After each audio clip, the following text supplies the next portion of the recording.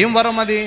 పాటలు పాడే వరము, నిర్లక్ష్యంగా ఉన్న వారిని వెనుదట్టి నడిపించడము, బాధ్యతలు చేపట్టడము, దేవునికి ఇష్టమైన పనులు చేయడం. కొన్ని వరాలను ఇచ్చింటాడు, ఆ వరాలను నిర్లక్ష్యం చేయకూడదు అంటాడు.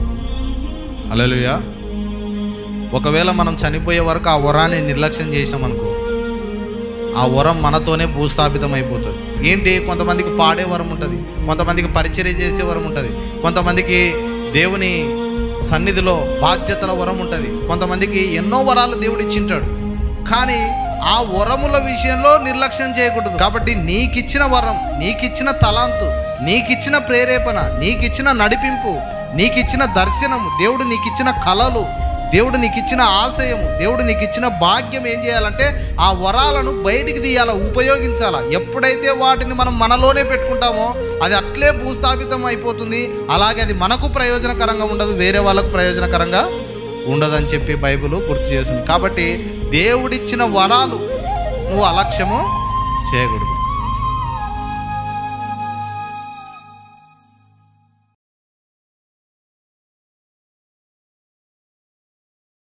దేవునికి స్తోత్రం. ప్రియ దేవుని బిడ్డలారా, కొద్ది నిమిషాలు మనందరం కూడా శ్రద్ధగా దేవుని మాటలు ఆలకిద్దాం. హెబ్రీయులకు రాసిన పత్రిక 2వ అధ్యాయం మొదటి 3 వచనాలు నేను ఒకసారి చదువుతాను, మీరు వినండి. కావున మనం వినిన సంగతులను విడిచిపెట్టి కొట్టుకొని పోకుండునట్లు వాటి యందు మరి విశేష జాగ్రత్త కలిగి ఉండవలెను. ఎందుకనగా దేవదూతల ద్వారా పలకబడిన వాక్యము స్థిరపరచబడినందున ప్రతి అతిక్రమమును అవిధేయతయు న్యాయమైన ప్రతిఫలము పొంది ఉండగా ఇంత గొప్ప రక్షణను మనము నిర్లక్ష్యం చేసిన ఎడల ఎలాగు తప్పించుకుందాము. ఈరోజు మనం నేర్చుకునే పాఠం ఏంటంటే, ఒక క్రైస్తవుడు నిర్లక్ష్యం చేయకూడని విషయాలు. ఇక్కడ దేవుని యొక్క వాక్యము ఏమని సెలవిస్తుందంటే, మొదటి వచనంలో కావున మనము వినిన సంగతులను విడిచిపెట్టి. చాలాసార్లు ప్రియ దేవుని బిడ్డలారా, ఎందుకు కొన్నిసార్లు యేసుప్రభుని నమ్ముకొని ఆయన నుంచి వెనుదిరిగిపోతున్నారు? ఎందుకు యేసుప్రభుని నమ్మి ఆయన దగ్గర లేకుండా మరలా లోకంలో వాళ్ళు కలిసిపోతున్నారు? దేవుణ్ణి మర్చిపోయి, దేవుని సన్నిధిని మర్చిపోయి ఎందుకు వాళ్ళు ఆ విధంగా ఉండగలుగుతున్నారని పరిశుద్ధ గ్రంథం ఏమంటుందంటే, వారు వినిన సంగతులను విడిచిపెట్టి అనే మాటను మనం ఇక్కడ చూడగలం. వినిన సంగతులను విడిచిపెట్టి. ఎప్పుడు కూడా విన్న సంగతులను విడిచిపెట్టకూడదు. దేవుడు తన దేవదూతల ద్వారా పలికిన మాటలు అని ఇక్కడ రాయబడింది. దేవుడు తన దేవదూతల ద్వారా పలికిన మాటలు విని వాటిని విడిచిపెట్టి వింటారు, కానీ వాటిని విడిచిపెడతారు. దేవునికి కావాల్సింది ఎవరంటే విని వాటి ప్రకారంగా ప్రవర్తించే వారే దేవునికి కరుణకు పాత్రులు అని బైబిల్ సెలవిస్తుంది. వినిన సంగతులను విడిచిపెట్టి కొట్టుకొని పోకుండానట్లు వాటి యందు మరి విశేష జాగ్రత్త కలిగి ఉండాలా. చాలాసార్లు ఈ లోకంలో వచ్చినటువంటి దుర్బోధల విషయంలో చాలామంది దేవుని నమ్ముకున్న బిడ్డలు కొట్టుకొని పోతున్నారు. ఎవరు బోధిస్తే ఆ బోధన కొట్టుకొని పోతుంటారు. ఏది సత్యం, ఏది అసత్యం, ఏది నిజం, ఏది అబద్ధం, ఏది నిజమైన వాక్యం, ఏది వాక్యానుసారంగా ఉంది, ఏది వాక్యానుసారంగా లేదు, ఏది దేవునికి ఈ చిత్త ప్రకారం ఉంది, ఏది దేవుని చిత్త ప్రకారం లేదని గ్రహించే స్థాయిలో దేవుని బిడ్డలు లేరు. గ్రహించేటువంటి స్థాయిలో దేవుని బిడ్డలు లేక వాళ్ళు కొట్టుకొని పోతున్నారని చెప్పి బైబిల్ సెలవిస్తుంది. వాళ్ళు కొట్టుకొని పోతున్నారు. చాలామంది దుర్బోధల విషయంలో కొట్టుకొని పోతున్నారు. దుర్బోధల విషయంలో ఈ లోకంలోకి దుర్బోధలు ప్రవేశించాయని నేను చెప్పాను. కానీ నిజమైన వాక్యము మన యందు లేకపోతే ప్రియ దేవుని బిడ్డలారా, మనము దుర్బోధల్లో మనము కొట్టుకొని పోతుంటాం. అయితే ఏమంటుందంటే, కొట్టుకొని పోకుండానట్లు వాటి యందు మరి విశేషం జాగ్రత్త కలిగి ఉండాలా. పడవ సముద్రంలో నదిలో కొట్టుకొని పోకుండా దానికి లంగరేస్తారు. లంగర్ వేస్తారు కదండి. ఆ లంగర్ ఎందుకు వేస్తారు? ఆ పడవ అటు ఇటు కదలకుండా, గాలి వస్తే గాలికి కొట్టుకొని పోకుండా ఆ లంగరు పట్టుకొని ఉంటుంది దాన్ని. ఆ లంగరు వేసినప్పుడు ఈ లంగరు వలె మనము దేన్ని పట్టుకొని ఉండాలంటే వాక్యాన్ని పట్టుకొని ఉండాలా, వాక్య సత్యమును పట్టుకొని ఉండాలా అని చెప్పి బైబిల్ సెలవిస్తుంది. అందుకే ఒక సహోదరి చక్కగా ఒక పాట పాడుతుంది. లంగరేసినావా నా నావకు, కొట్టుకొని పోకుండా నీ చివరకు. లంగరేసినావా నా నావకు, కొట్టుకొని పోకుండా నీ చివరకు. దేవుడు లంగరేయాలంటే ఆయన వాక్యం మనం వినాలి కదా. చాలామంది క్రైస్తవులు వాక్యంలో స్థిరంగా లేక దేవుని యొక్క వాక్యమును రకరకాలుగా బోధిస్తున్నారు. ఇప్పుడు సేవకులు అంటే చాలామంది బయలుదేరినారు. ఇప్పుడు సేవకులు అంటే చాలామంది బయలుదేరినారు. చాలా బోధనలు జరుగుతున్నాయి. అయితే సంఘము అప్రమత్తంగా ఉండాలా.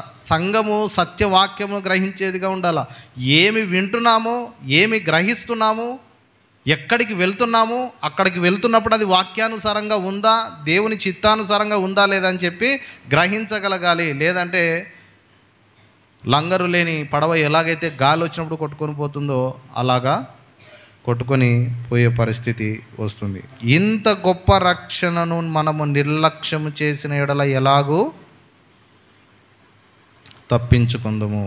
నిర్లక్ష్యము చేయకూడని విషయాలు, అదే కదా మన ఈరోజు అంశం. ఏంటంటే క్రైస్తవుడు నిర్లక్ష్యము చేయకూడని విషయాలు.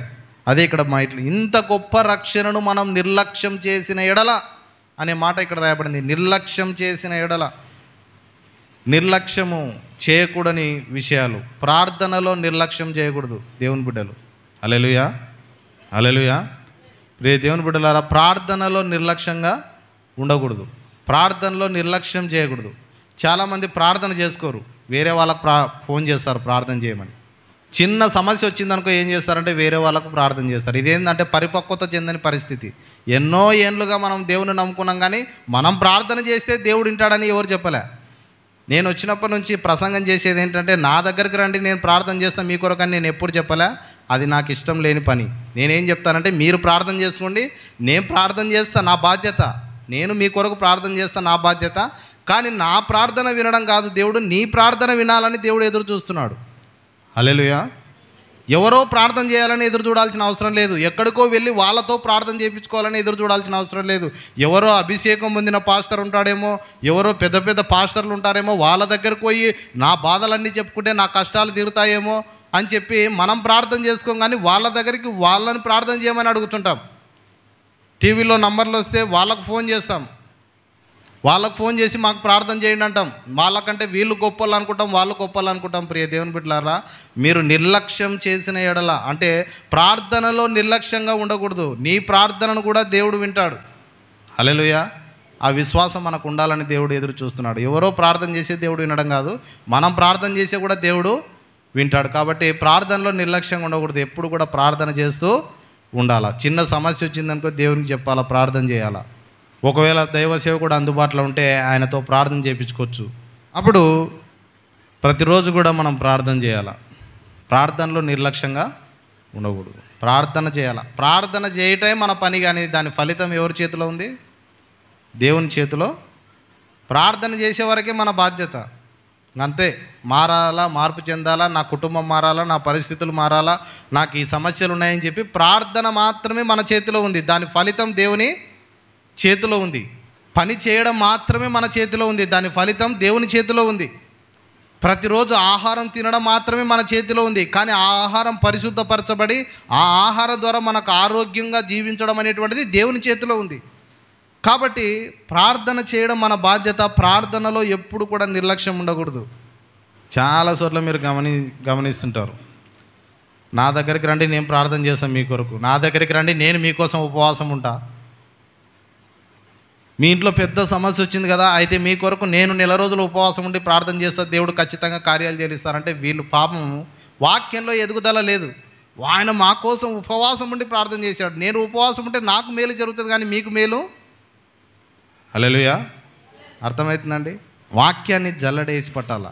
వాక్యం బోధిస్తున్నప్పుడు ఇది వాక్యానుసారంగా నిజమైనదా లేకపోతే అసత్యమైనదా, దేవునికి ఇష్టమైనదా కాదా అని చెప్పి మనం గుర్తించాలి. ఇది గుర్తించలేకనే చాలామంది వేరే వాళ్ళ మీద ఆధారపడుతుంటారు. మన జీవితం గురించి వేరే వాళ్ళు జాతకం చెప్తారేమో, మన జీవితం గురించి వేరే వాళ్ళు చెప్తారేమో అని చెప్పి ఎక్కడికెక్కడికో పరిగెత్తుతున్నాం, కానీ ఎక్కడికి పరిగెత్తాల్సిన అవసరము లేదని చెప్పి బైబిల్ సెలవిస్తుంది. అందుకే ప్రార్థనలో మనం నిర్లక్ష్యంగా ఉండకూడదు. రెండవదిగా చూస్తే బైబిల్ చదువుటలో నిర్లక్ష్యంగా ఉండకూడదు. దేవుని యొక్క బిడ్డలు ఎలా ఉండాలంటే బైబిల్ చదువుటలో నిర్లక్ష్యంగా ఉండకూడదు. ఒకవేళ బైబిల్ చదవడం రాదంటే వాక్యం వినుటలో నిర్లక్ష్యంగా ఉండకూడదు అని చెప్పి బైబిల్ సెలవిస్తుంది. న్యూస్ పేపర్ ఇంటికి వస్తే గంటల తరబడి న్యూస్ పేపర్ స్టార్టింగ్ నుంచి ఎండింగ్ వరకు మొత్తం చదువుతారు, ఏమేమి వార్తలు వచ్చినాయి అని చెప్పి. కానీ బైబిల్ మాత్రం చదవరు. చాలామంది క్రైస్తవ జీవితంలో ఎంత తరబడి వేరే పుస్తకాలు వార్తా పేపర్ చదువుతారు, కానీ దేవుని యొక్క బైబిల్ చదవరు. కానీ బైబిల్ చదవాలని చెప్పి దేవుని యొక్క వాక్యము గుర్తు చేస్తుంది. హెబ్రీ పత్రిక 3వ 10వ 25వ వచనం చదువుతాం చూడండి. కొందరు మానుకొనుచున్నట్టుగా సమాజంగా కూడుట మానక ఒకరినొకడు హెచ్చరించుచు ఆ దినము సమీపించుట మీరు చూచిన కొలది మరి ఎక్కువగా అలాగు చేయుచు ప్రేమ చూపుటకును సత్కార్యములు చేయుటకును ఒకరినొకడు పురికొల్పవలెనని ఆలోచింతము. ఎంత చక్కటి మాట అండి. కొందరు మానుకొనుచున్నట్టుగా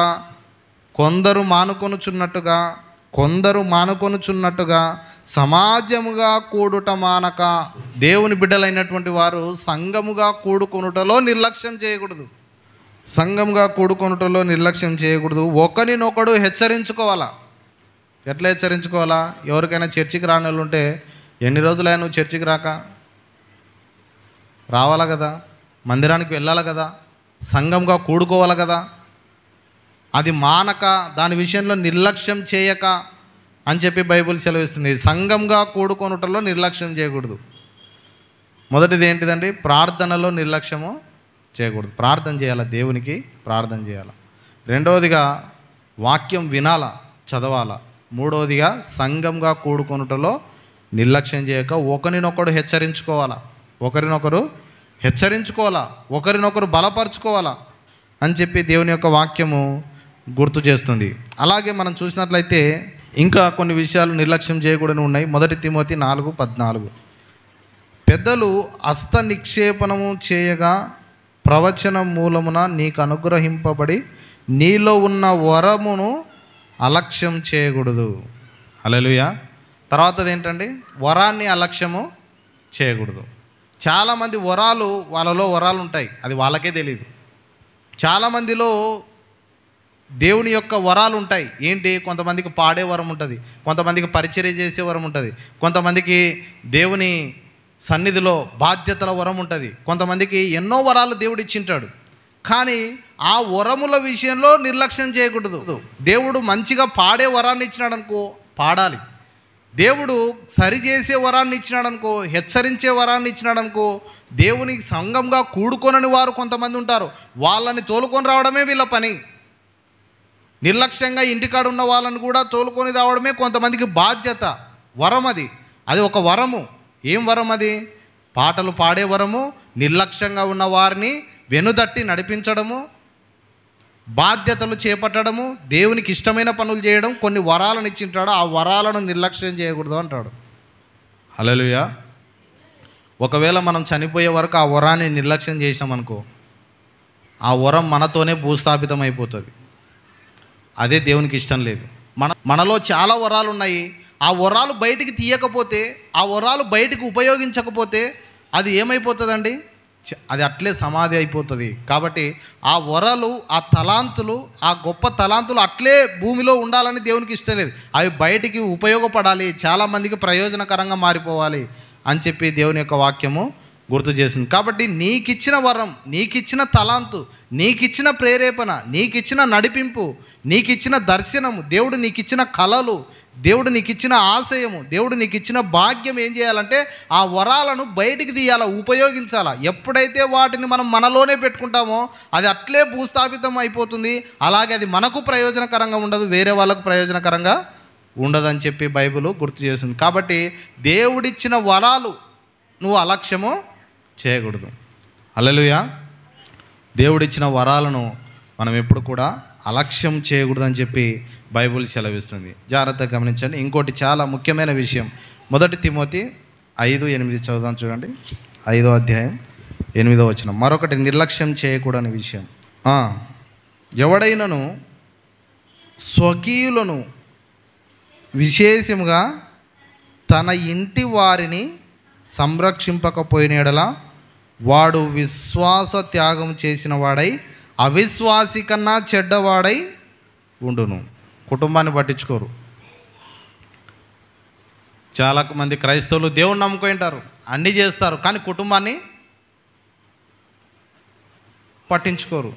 ఇక్కడ ఏమని చెప్తుంది వాక్యము, ఎవడైనను స్వకీయులను విశేషంగా తన ఇంటి వారిని సంరక్షింపకపోయిన యెడల వాడు విశ్వాస త్యాగం చేసిన వాడై అవిశ్వాసి కన్నా చెడ్డవాడై ఉండునని బైబిల్ చెప్తుంది. చూశారండి, మనలో ఉన్న వరమును అలక్ష్యం చేయకూడదు. రెండవదిగా కుటుంబాన్ని నిర్లక్ష్యము చేయకూడదు. కుటుంబాన్ని చాలామంది నిర్లక్ష్యం చేస్తారు, కష్టపడతారు, కానీ వాళ్ళ కష్టంనంతా బయటనే తినడానికి, తాగడానికి, అనవసరమైన విషయాల్లో ఖర్చు చేసుకోవడానికి కుటుంబాన్ని నిర్లక్ష్యం చేసేవారు. కుటుంబం నీకు పెద్ద లెక్కనా, దేవుని పని కంటే ఎక్కువనా అని చెప్పి కొంతమంది సేవ సేవ సేవ అని తిరిగి, ఒక పాస్టర్గా నేను చెప్పగలను, సేవ సేవ సేవ అని తిరిగి కుటుంబాన్ని కూడా పట్టించుకోరు. అట్టప్పుడు ఎందుకు పెళ్లి చేసుకోవాలా? కుటుంబాన్ని ఎందుకు వాళ్ళని రోడ్డు పాలు చేయాలి? ఎందుకు వాళ్ళని ఇది చేయాలి? కుటుంబాన్ని నిర్లక్ష్యం చేయకూడదు. కుటుంబాన్ని నిర్లక్ష్యం చేయకూడదు అని చెప్పి దేవుని యొక్క వాక్యము గుర్తు చేస్తుంది. మొదట కుటుంబం. దేవుడు ఏమంటాడంటే, ముఖ్యంగా సేవకులకి, కుటుంబాన్నే సరి చేసుకోలేని వాడు ఇంకా సంఘంలో ఏం సరి చేస్తావు? సంఘానికి మంచి వాక్యం ఎట్లా అందిస్తావు? కుటుంబంనే సరి చేసుకోలేము, కానీ వేరే వాళ్ళని ఎట్లా సరి చేస్తాం? మొదట దేవుడు కుటుంబాన్ని లక్ష్య పెట్టంటున్నాడు. బాగా కష్టపడతారు, బాగా పని చేస్తారు, కానీ వాళ్ళు కుటుంబాన్ని పట్టించుకోరు. ఇంట్లో వాళ్ళు తిన్నారా, ఇంట్లో వాళ్ళకి అన్నీ ఉన్నాయా, ఇంట్లో వాళ్ళని ఏం పట్టించుకోరు. వాళ్ళు తిన్నారా, పని చేసుకున్నామా, డబ్బులు ఇష్టానుసారంగా ఖర్చు పెట్టినామా, ఇంక అంతే. కుటుంబాన్ని నిర్లక్ష్యం చేసిన వాడు అవిశ్వాసి కన్నా చెడ్డోడంట. హల్లెలూయా, హల్లెలూయా.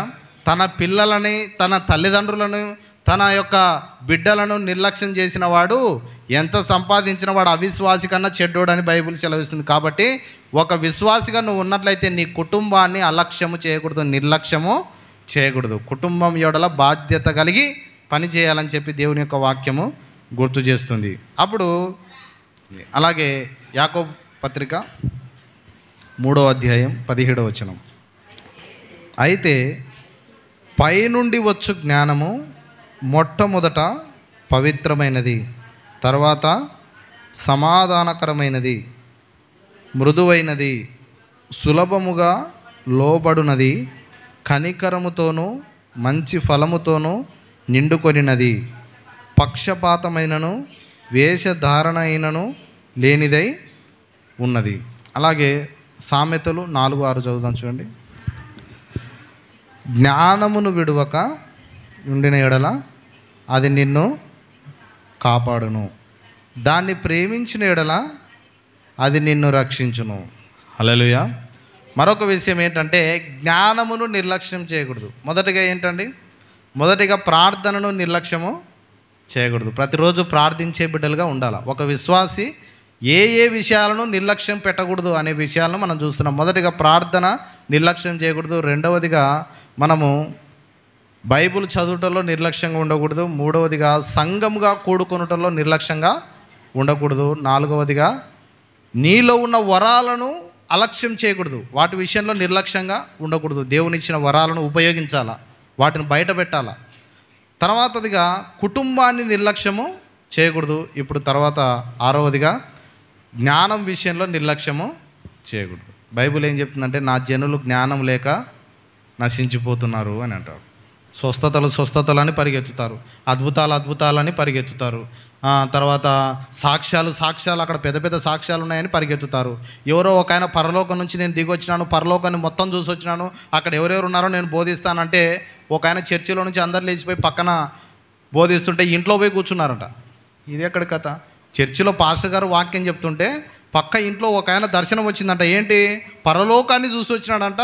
ఈయన ఏంది ఏదో బైబిల్ తెరిచినాడు, వాక్యం చెప్తున్నాడు. పరలోకానికి పోయి వచ్చినాడు కదా, ఆయన ఏం చెప్తున్నాడు, ఆయన చెప్పేది మనం విందామని అంటాడు.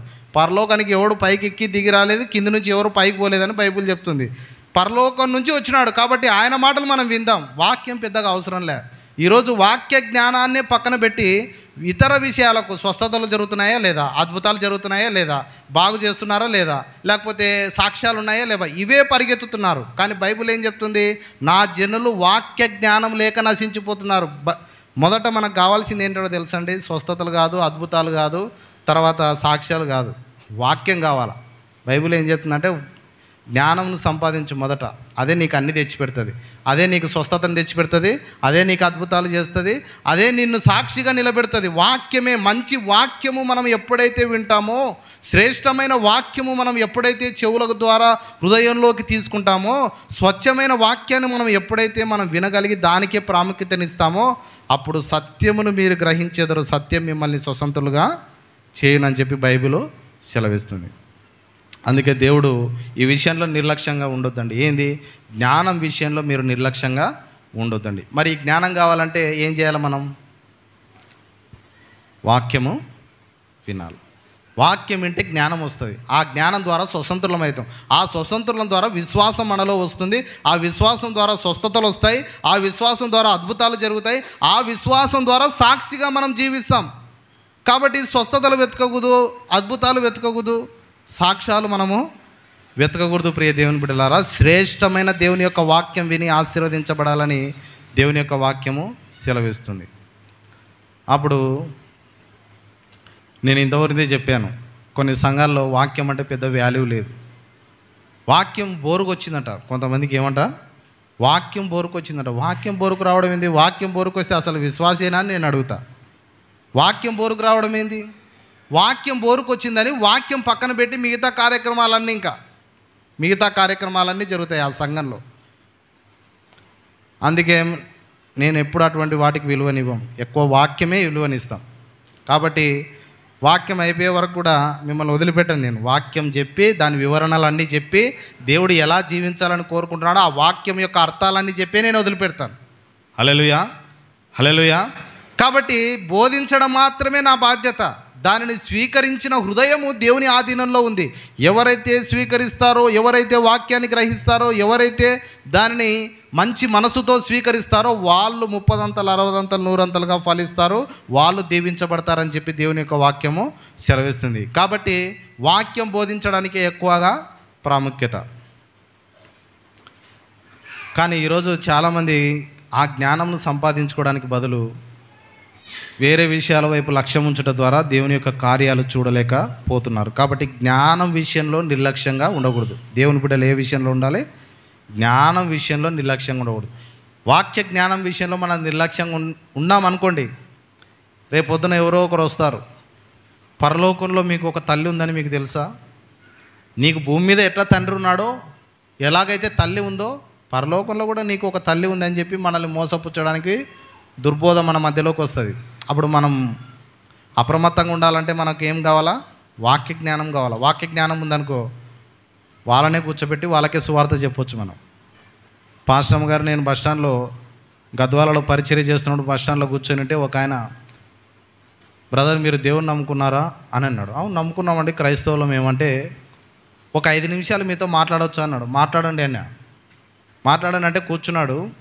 దేవుని నమ్ముకున్నారంటే నమ్ముకున్నామన్నాం అంటే ఆయన ఒక విశ్వాసేమో మోసపరుద్దాం అనుకున్నాడు. ఏమనుకున్నాడండి? ఒక విశ్వాసేమో మోసపరుద్దాం, మన వైపు తిప్పుకుందాం అనుకున్నాడు. కూర్చోబెట్టినాడు. నేను కూర్చున్నాను, నా పక్కల అతను కూర్చున్నాడు, నా పక్కల పాస్టమ్మ కూర్చునింది.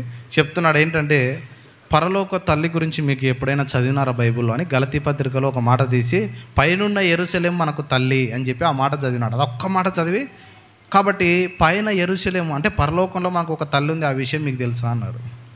ఎవరు మీరు పాస్టరా లేకపోతే ఒక విశ్వాస, ఎక్కడి నుంచి వచ్చినారు, మీ చర్చి ఆడుందని అడిగిన. నేను అడగంగానే మీరు పాస్టరా అన్నాడు. అవును పాస్టర్ని అన్న. అప్పుడు వెంటనే ఇంకా నా వైపు చూడకుండా పాస్టర్ అమ్మకి చెప్తున్నాడు అన్నీ. అమ్మ పరలోకంలో మనకు ఒక తల్లి ఉంది చూడు అని చెప్పి. పాస్టర్ అమ్మ మన దగ్గర వాక్యం వినింది కాబట్టి ఆమె ఏం పెద్ద వినడం లేదు అతను చెప్పినది. నేను అడుగుతున్నటువంటి జవాబు చెప్పట్లేదు. నువ్వు ఎవరు, మీ చర్చి ఎక్కడ ఉంది, నువ్వు ఏ డినామినేషన్, పరలోకపు తల్లి నువ్వు ఎట్లా విశ్వసిస్తున్నావు, ఒక్క వచనాన్ని పట్టుకొని నువ్వు బైబిల్ని తప్పు పట్టేయడం, కొంతమందిని దాంట్లో కలుపుకోవడం నీకు ఎంతవరకు న్యాయమని అడుగుతుంటే నాకు జవాబు చెప్తలేడు. ఈరోజు కర్నూలు పట్టణంలో చాలామంది బాధపడుతున్నటువంటి విషయం ఏంటంటే, మా పిల్లలు, మా కుటుంబం పరలోకపు తల్లి అని తిరుగుతూ ఆ దుర్బోధల వైపు వెళ్ళిపోయి వాళ్ళు చెప్పిందే చేస్తున్నారు ఇప్పుడు. హల్లెలూయా. అర్థమవుతుందంటే వాక్య జ్ఞానం లేకపోతే అందరూ మోసపుచ్చుతారు. వాక్య జ్ఞానం లేకపోతే వాళ్ళు చెప్పిందే కరెక్ట్ అనుకుంటాం. వాక్య జ్ఞానం లేకపోతే అక్కడే మేలు జరుగుతుంది అనుకుంటాం. వాక్య జ్ఞానం లేకపోతే, వాక్యంలో మనం స్థిరంగా లేకపోతే, వాక్యంలో మనం బలంగా లేకపోతే, ఈ లోకంలో వచ్చిన దుర్బోధలో ఏది దుర్బోధ, ఏది సత్యమైన బోధ అని మనం తెలుసుకోలేం. కాబట్టి వాక్యం వినుటలో ఒక విశ్వాసి ఎప్పుడు కూడా నిర్లక్ష్యంగా ఉండకూడదు. మరి నిర్లక్ష్యంగా ఉండకూడదంటే మరి ఏం చేయాలి? మనం కనీసం ఆదివారమైనా తప్పకుండా చర్చికి రావాలి. హల్లెలూయా. ఒక సేవకుడు ఒక సాక్ష్యం చెప్తుంటే నేను విన్నాను. ఏమంటాడంటే, నేను ఆదివారం రోజు ఒకవేళ చనిపోతే, వాళ్ళ కుటుంబానికి చెప్పినాడంట, నేను ఒకవేళ ఆదివారం రోజు కానీ చనిపోతే నన్ను ఒక చాపలో చుట్టి ఇంట్లో ఒక మూలకు పెట్టి మొదట చర్చికి పోయి వచ్చినాక నన్ను సమాధి చేయండి అని చెప్పినాడంట పాస్టర్ గారు. హల్లెలూయా. హల్లెలూయా. ఎంత గొప్ప విషయం అండి. నన్ను పక్కకు పెట్టి మొదట మీరు చర్చికి పోయి రండి, వాక్యం విని వచ్చిన తర్వాత నా పని కార్యక్రమాలు స్టార్ట్ చేయండి అన్నాడు. అంటే వాక్యం వినుటలో, చర్చికి పోవటంలో అంత ఆర్భాటం ఉంది వాళ్ళకి, అంత ఆసక్తి ఉంది. అంటే వాక్య జ్ఞానంలో మనము ఎదగాలి ప్రియ దేవుని బిడ్డలారా. సామెతలు 3:5 చదువుతాం చూడండి. నీ స్వబుద్ధిని ఆధారం చేసుకొనక నీ పూర్ణ హృదయముతో యెహోవా యందు నమ్మిక ఉంచుము. నీ ప్రవర్తన అంతటి యందు ఆయన అధికారమునకు ఒప్పుకొనుము, అప్పుడు ఆయన నీ త్రోవలను సరాలము చేయును. ఇక్కడ ఏమన్నా ఉందండి? నీ స్వబుద్ధిని ఆధారం చేసుకొనక అంటే ఏంటండి అర్థం? నేనే జ్ఞానవంతుని అని నువ్వు అనుకొనక. చాలామంది నాకు తెలియని వాక్యమా, నాకు తెలియని బైబుల్ నేను 10 సార్లు చదివినా అంటారు. 10 సార్లు ఒక్క వచనం కూడా అర్థమై ఉండదు. కొంతమంది రెవరెండు, బిషప్పులు మాలలు, దండలు, సన్మానాలు, పెద్ద పెద్ద జుబ్బలు, కోట్లు అన్నీ వేసుకొని స్టేజ్ మీదకి ఎక్కుతారు. లోపల ఏముండదు వాక్యం, హృదయంలో వాక్యం ఏముండదు. కానీ వాళ్ళకి పిలుపులు, రెవరెండ్లు, డాక్టర్లు అన్నీ ఉంటాయి. స్టేజ్ మీద నిలబడి ఒక మంచి వాక్యాన్ని అందించలేరు. అదే చాలా బాధాకరం. ఇక్కడ చూడండి, నీ స్వబుద్ధిని ఆధారం చేసుకున్నాక, ఇదే స్వార్థం. అదేంటంటే సేవకుడుగా అయ్యేసరికి నేను ఎప్పటికీ కూడా వినడానికి ఎక్కువ ఆసక్తి పడతాను. ఎప్పుడైనా నేను ఇక్కడ నిలబడి బోధిస్తానే, నేను ఇక్కడ నిలబడి మీకు వాక్యాన్ని అందివ్వగలుగుతున్నానంటే నేను ముందు వినింటా, చక్కటి ప్రసంగాలు వినింటా, మంచి పుస్తకాలు చదివింటా. చాలాసార్లు క్రైస్తవులలో అలాగే సేవ చేసేవారిలో ఉన్నటువంటిది ఏంటంటే, నాకు తెలియని బైబులా, నాకు తెలియని అనుభవమా, నేను చేయని సేవనా, నేను చదవని బైబులా, నాకు అన్నీ తెలుసు. అదే స్వబుద్ధిని ఆధారం చేసుకోవడం అంటే, అదే స్వబుద్ధిని ఆధారం చేసుకోవడము. నీ స్వబుద్ధిని ఆధారం చేసుకున్నాక నీ పూర్ణ హృదయంతో యెహోవా యందు నమ్మిక ఉంచుము. అంటే దేవుని యొక్క జ్ఞానం మనం ఇంకా తెలుసుకున్న వారమే ఉన్నాం, కానీ నాకు అన్నీ తెలుసు అనడానికి వీల్లేదు. ఫిలిప్పీలకు రాసిన పత్రిక 3వ అధ్యాయం 8-9 వచనాలు చదువుతాం చూడండి. నిశ్చయముగా నా ప్రభు అయిన యేసుక్రీస్తును గూర్చిన అతి శ్రేష్టమైన జ్ఞానము నిమిత్తమై సమస్తము నష్టముగా ఎంచుకొనుచున్నాను. ఇక్కడ ఎవరు మాట్లాడుతున్నారంటే, ఇక్కడ పౌలు మాట్లాడుతున్నాడు. 9వ వచనం కూడా చదువుతాం చూడండి. క్రీస్తును సంపాదించుకొని ధర్మశాస్త్ర మూలమైన నా నీతిని గాక క్రీస్తునందలి విశ్వాసములనైన నీతి, అనగా విశ్వాసమును బట్టి దేవుడు అనుగ్రహించు నీతి గలవాడనై ఆయన యందు అగపడు నిమిత్తము అనే మాటను మనం ఇక్కడ చూడగలుగుతున్నాం. నిశ్చయముగా నా ప్రభు అయిన యేసుక్రీస్తును గురించిన అతి శ్రేష్టమైన జ్ఞానము నిమిత్తమై సమస్తమును నష్టంగా ఎంచుకొనుచున్నానని పౌలు ఇక్కడ మాట్లాడుతున్నాడు. జాగ్రత్తగా గమనించండి. పౌలు యేసుక్రీస్తును గురించిన జ్ఞానం విషయమై సమస్తము నష్టంగా ఎంచుకుంటున్నాడంట. పౌలు ఎటువంటి వాడంటే, పాత నిబంధన అంతా తెలుసు పౌలుకి, ధర్మశాస్త్రం అంతా తెలిసినవాడు, ధర్మశాస్త్రాన్ని బోధించేవాడు, ధర్మశాస్త్రాన్ని నమ్మినటువంటి వాడు, మంచి జ్ఞానం కలిగిన వాడు, అలాగే మంచి ధనవంతుడు. అలాగే పాత నిబంధన అంటే భక్తి అతనికి. అదే కదండి, సమస్తమును నేను నష్టంగా ఎంచుకుంటున్నాను అంటున్నాడు. 5వ వచనం చదువుతాం చూడండి. 5వ వచనం నుంచి 8వ దినమున సున్నతి పొంది తిని. ఎవరు? పౌలు ఎటువంటి వాడు అంటే పాత నిబంధనలో సున్నతి ఉంది కదా, ఆ సున్నతి కూడా పొందినాను. అంటే మీకంటే నేను గొప్పోడని, ఇశ్రాయేలు వంశపు వాడనై. ఎవరిని? నేను ఇశ్రాయేలీల వంశస్థుడను, ఇశ్రాయేలీల గోత్రానికి చెందిన వాడను, సున్నతి పొందిన వాడను. ఎంత గొప్పతనము! గర్వం అంటే అది ఒక స్థాయి, ఒక లెవెల్ అనమాట. సున్నతి పొందడం అంటే ఒక లెవెలు. అలాగే ఇశ్రాయేలు ఇంటి వారంటే అది ఇంకొక లెవెలు. అంటే దేవుని నిబంధనలో ఉన్నటువంటి ప్రజలు అంటూ బెన్యామీను గోత్రంలో పుట్టి, ఇది చాలా ఇంకా గొప్ప భాగ్యం. ఇశ్రాయేలు 12 గోత్రాలలో బెన్యామీను గోత్రంలో నేను పుట్టాను. ఏ గోత్రంలో పుట్టాను? బెన్యామీను గోత్రంలో పుట్టి హెబ్రీయుల సంతానమై హెబ్రీయుడనై, ధర్మశాస్త్రం విషయంలో పరిచయుడనై, ఆసక్తి విషయము సంఘమును హింసించువాడనై, ధర్మశాస్త్రం వలన నీతి విషయము అనింద్యుడనై ఉంటిని. అయినను ఏవేవి నాకు లాభములై ఉండెనో వాటిని క్రీస్తు నిమిత్తము నష్టముగా ఎంచుకుంటేని. హల్లెలూయా! నా గోత్రం గొప్పదే, నా సున్నతి గొప్పదే, నేను ఇశ్రాయేలుడను, హెబ్రీయుడను, రోమా పౌరసత్వం కూడా నాకుంది, ధనము కూడా నాకుంది. కానీ వీటన్నిటిలో నేను గొప్పగా ఫీల్ అవుతలేను. కానీ యేసు క్రీస్తును గురించిన జ్ఞానం విషయంలో నేను ఇంకా తక్కువ వాడను. దాని కొరకై నేను కలిగి ఉన్న ఇశ్రాయేలు సంతానము, హెబ్రీయుడని, ఇవన్నీ నష్టంగా నేను ఎంచుకొనుచున్నాను అని అంటున్నాడు. హల్లెలూయా! హల్లెలూయా! చూశారండి, పౌలు సమస్తము నష్టంగా ఎంచుకుంటున్నాడు. కాబట్టి ఒక దేవుని బిడ్డలుగా మనం నిర్లక్ష్యం చేయకూడని విషయాలన్నీ మనం జాగ్రత్తగా ఉండాలి. కొన్ని విషయాల్లో మనం నిర్లక్ష్యము చేయకూడదు. దేవుడు ఎందుకు పిలిచాడు మనల్ని? చీకటిలో ఉన్న తన ఆశ్చర్యకరమైన వెలుగులో ఉన్నటువంటి గుణాతిశయములను మనం ఇతరులకు ప్రకటించడానికే మనల్ని పిలిచినాడు. హల్లెలూయా! హల్లెలూయా! నేను అందుకే యూట్యూబ్లో ఒక ప్రసంగం రిలీజ్ చేశాను. క్రీస్తు శరీరంగా ఈ లోకంలో ఉన్నప్పుడు, క్రీస్తు ఒక దేహంతో ఈ లోకంలో జీవించినప్పుడు తాను ఎలాంటి వాడో లోకానికి చెప్పుకున్నాడు. ఇప్పుడు క్రీస్తు లేడు. ఇప్పుడు లోకానికి క్రీస్తు గురించి ఎవరు చెప్పాలా? సంఘం చెప్పాలా. హల్లెలూయా! హల్లెలూయా! క్రీస్తు ఎటువంటి ప్రేమామయుడో, క్రీస్తు ఎటువంటి దయామయుడో, క్రీస్తు ఎంత కటాక్షం కలిగినటువంటి వాడో, క్రీస్తు ఎంత మంచి దేవుడో, క్రీస్తు ఎటువంటి అద్భుతాలు చేయగలడో, క్రీస్తు మన కొరకు ఏమేం చేశాడో చెప్పడానికి యేసుప్రభు ఇక్కడ లేడు. కానీ ఆయన ఒకదాన్ని ఇక్కడ పెట్టాడు ఆయనను గురించి చెప్పడానికి. అదే సంఘము. హల్లెలూయా! సంఘము లోకస్తులకు చెప్పాలి. అందుకే మనం కొన్ని విషయాల్లో నిర్లక్ష్యంగా ఉండకూడదని చెప్పి బైబిల్ ఈరోజు మనకు గుర్తు చేస్తుంది. కాబట్టి మొదటగా దేంట్లో మనం నిర్లక్ష్యంగా ఉండకూడదండి? ఈ విషయాలు గుర్తు చేసి నేను ప్రార్థన చేస్తాను. మొదటగా ప్రార్థనలో మనం నిర్లక్ష్యంగా ఉండకూడదు. ప్రతిరోజు ఎవరు ప్రార్థన చేసుకుంటారండి? ప్రతిరోజు ప్రార్థన చేసుకుంటామా? నీలో ఉన్న మనస్సాక్షికి, నీ హృదయంలో ఉన్న ప్రభువుకు జవాబు మనం చెప్పాలి. హల్లెలూయా! హల్లెలూయా! ప్రార్థనలో ఎప్పుడు కూడా ఒక విశ్వాసి నిర్లక్ష్యంగా ఉండకూడదు. ఏదైనా అవసరత వస్తే ప్రార్థన చేయి, దేవుణ్ణి అడుగు, దేవుని ప్రార్థించు. ప్రార్థన గొప్ప విజయాన్ని తీసుకొని వస్తుంది. రెండవదిగా వాక్యం వినుటలో, చదువుటలో నిర్లక్ష్యంగా ఉండకూడదు. హల్లెలూయా!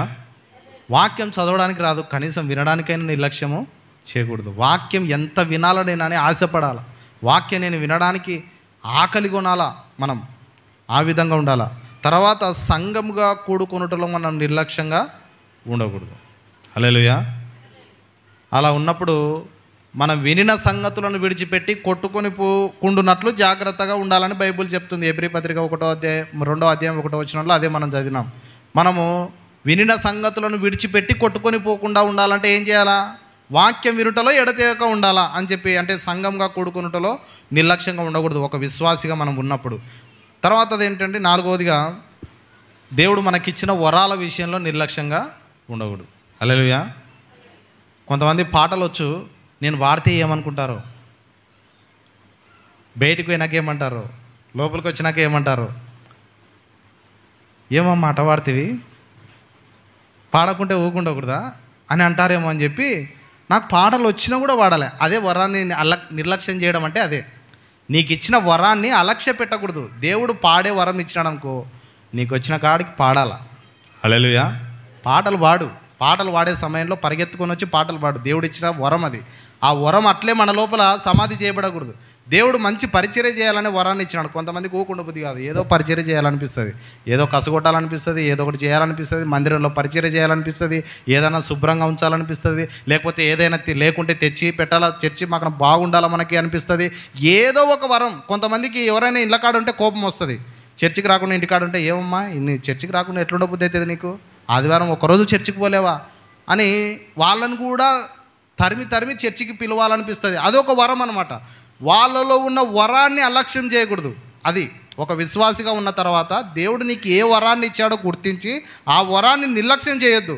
అది చనిపోయే వరకు అట్లే నిర్లక్ష్యం చేసినామనుకో ఏమైపోతుంది, అది మనతో పాటు అట్లే సమాధి చేయబడుతుంది, కానీ ఆ వరము బయటికి రాదు. హల్లెలూయా. ఆ వెలుగు మనలోనే ఉండాలని దేవుడు కోరుకోవట్లేదు. బయటికి తీ. పాడే వరం ఉందా, పాడు. పరిచర్య చేసే వరం ఉందా, పరిచర్య చేయి. ఏదైనా నీకు తలాంతునిచ్చాడా దేవుడు, ఆ తలాంతును ఉపయోగించు. ఏదైనా చేయమని చెప్తున్నాడా దేవుడు, ప్రేరేపిస్తున్నాడా, ఇవ్వమని చెప్తున్నాడా, అడగమని చెప్తున్నాడా, ప్రార్థించమని చెప్తున్నాడా, పరిచర్య చేయమని చెప్తున్నాడా, పరిగెత్తని చెప్తున్నాడా, సువార్త చేయమని చెప్తున్నాడా, ఆ వరాన్ని నీలో అట్లే సమాధి చేయొద్దు. దాన్ని బయటికి తీ. దాని విషయంలో నిర్లక్ష్యంగా ఉండొద్దు. ఆధ్యాత్మికమైన ఆశీర్వాదాలు నీ మీదికి రావడానికి అది ఒక పెద్ద ఆటంకం. కాబట్టి బయటికి తీ, వరాన్ని బయటికి తీసి దాని విషయంలో నిర్లక్ష్యంగా ఉండక అప్రమత్తంగా ఉండని చెప్తున్నాడు.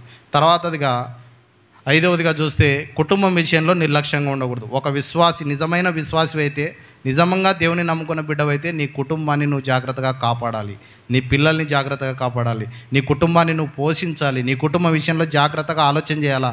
ఇష్టానుసారంగా ఖర్చులు పెడతాను, ఇష్టానుసారంగా పని చేస్తాను, కానీ నా సొమ్ము అంటే కాదు, కానీ నీ కుటుంబాన్ని లక్ష్యపెట్టు అని చెప్పి బైబిల్ చెప్తుంది. కుటుంబాన్ని లక్ష్యపెట్టు, కుటుంబాన్ని జాగ్రత్తగా చూసుకోను అని బైబిల్ చెప్తుంది. తర్వాతదిగా 6వదిగా జ్ఞానం విషయంలో మనం నిర్లక్ష్యంగా ఉండకూడదు. దాన్ని ఇంతవరకు ఎక్స్ప్లెనేషన్ చేశాను.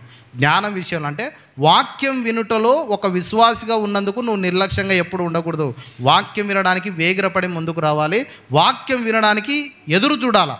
ఎప్పుడెప్పుడు వాక్యం బోధిస్తారా, ఎప్పుడెప్పుడు వాక్యం ఇద్దామా, ఎప్పుడెప్పుడు సంఘంగా కొడుకుందామా, ఎప్పుడెప్పుడు పాటలు పాడదామా, ఎప్పుడెప్పుడు నా వరాన్ని ఉపయోగిద్దామా, ఎప్పుడెప్పుడు దేవుని పరిచర్య చేద్దామని చెప్పి జ్ఞానం కలిగి జీవించాలని చెప్పి బైబిల్ సెలవిస్తుంది. దానిని గురించి పౌలు ఆలోచన చేసి ఏమంటున్నాడంటే, క్రీస్తు కొరకు నేను సమస్తమును నష్టంగా ఎంచుకుంటున్నాను అంటున్నాడు. హల్లెలూయా. హల్లెలూయా. క్రీస్తు నిమిత్తం ఇవన్నీ కూడా నేను నష్టంగా ఎంచుకుంటున్నాను. నేను ఏం చేసినా అది క్రీస్తు ఎదుట ఏమి కాదు, అది నష్టంగా ఎంచుకుంటున్నాను. సంఘాలను హింసిస్తుని, సంఘాలను అందరూ నాకు భయపడినారు, అందరూ నన్ను చూసి పారిపోయినారు, కానీ ఇవన్నీ కూడా నాకు ఇప్పుడు గొప్పగా కనబడతలేవు. క్రీస్తుని గురించిన జ్ఞానం నేను సంపాదించాలి, నిజంగా సత్యమును నేను ఎరగాలి అని చెప్పి పౌలు తొందరపడుతున్నాడు. అందుకే నష్టంగా ఎంచి తిని అంటున్నాడు. కాబట్టి ఈ 6 విషయాల్లో మనం నిర్లక్ష్యంగా ఉండకూడదని చెప్పి దేవుడు ఈరోజు మనతో మాట్లాడుతున్నాడు.